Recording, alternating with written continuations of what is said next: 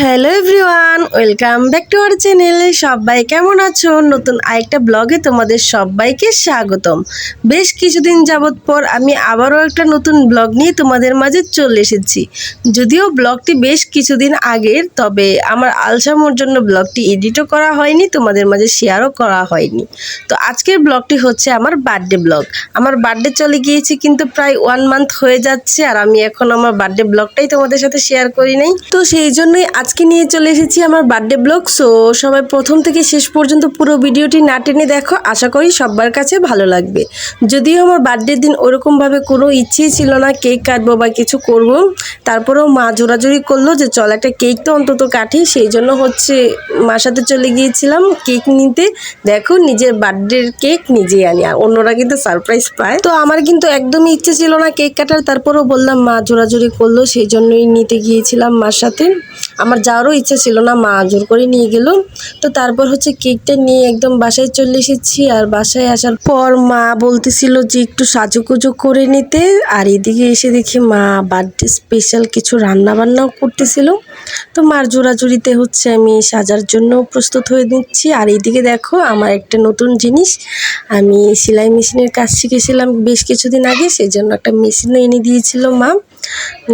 এই বার্থডে কিছুদিন আগে এনে দিয়েছে। তো সেই জন্য হচ্ছে আমার মেশিনটাও একটু তোমাদেরকে দেখিয়ে নিচ্ছিলাম। তো এখন যেন আমি এইখানে কি বলতেছিলাম জাস্ট এখন মনে নাই। তো এখন কিন্তু আমি টিকটক স্টাইলের শাড়ি পরে চলে আসব। তো এই যে দেখো, একদম শাড়ি পরে চলে এসেছি। তো এখন হচ্ছে একটু মেকআপ করে নেব। আর কাউকে বলা হয়নি বার্থডের জন্য, জাস্ট মামা মামিকে বলেছিল। আর সেদিন হচ্ছে আমি প্রত্যেকটা ভিডিও টিকটক স্টাইলে করে নিয়েছিলাম। এই যে দেখো, একদম মেকআপ করে কেক নিয়ে চলে এসেছি তোমাদের সামনে। তো এখানে আমি আমার কেকটা দেখিয়ে নিচ্ছিলাম, যদিও রিং লাইটের আলোতে ওরকম ভাবে কেকটা বোঝা যাচ্ছে না, নামটাও বোঝা যাচ্ছে না, তবুও দেখিয়ে নিয়েছিলাম। আর কিছু ফটোশুট প্লাস ভিডিও করে নিয়েছিলাম টিকটক। তো এদিকে আমি আবার মাকে এসে জিজ্ঞেস করতেছি, তোমার রান্না বান্না কদ্দূর? আমার তো সাজগোজ কমপ্লিট হয়ে গিয়েছে। তো মাও বলল যে মারও নাকি হয়ে গিয়েছে। তো সবকিছু কমপ্লিট হয়ে যাওয়ার পর কেকটাও কেটে নিচ্ছিলাম।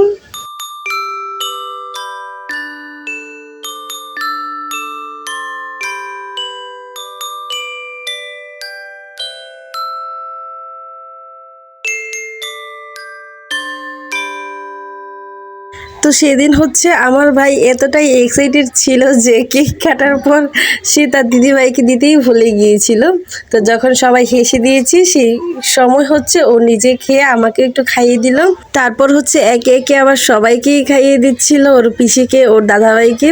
তারপর হচ্ছে আমি একটু মাকে খাইয়ে দিচ্ছিলাম, ভাইকেও খাইয়ে দিলাম। আর এদিকে দেখো, আমার ভাইয়ের দুষ্টুমি কিন্তু শেষই হচ্ছে না। মানে সে তো অনেক বেশি খুশি। মানে তাকে যখন বাসায় নিয়ে আসা হয়েছিল তখন তাকে বলা হয় নাই যে আজকে তোমার দিদিভাইয়ের বার্থডে।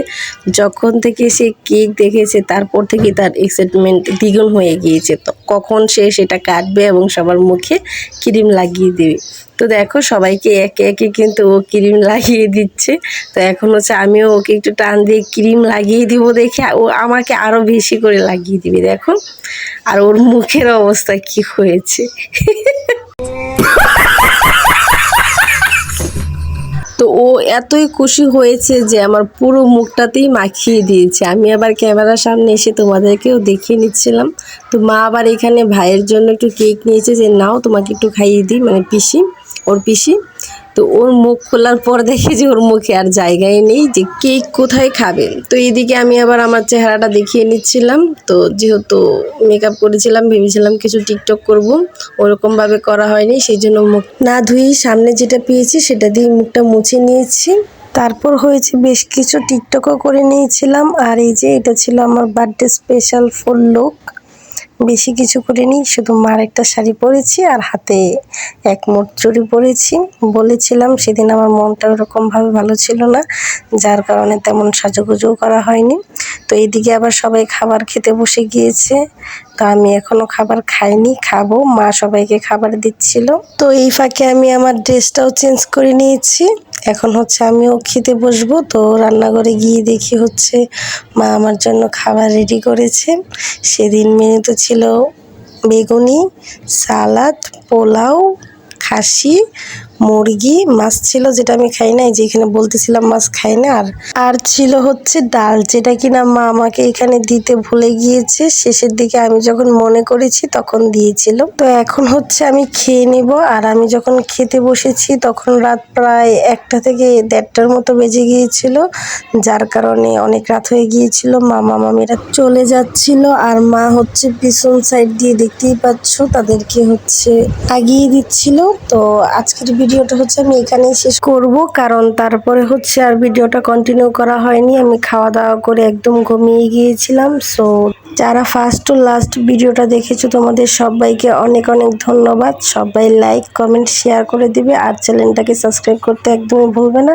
আর যারা ফেসবুক থেকে দেখবে তারা অবশ্যই ফলো করে দিবে। টাটা, দেখা হচ্ছে নেক্সট কোনো ভিডিওতে। সেই পর্যন্ত সবাই ভালো থাকো আর আমার ব্লগের জন্য অপেক্ষা করো, কেমন?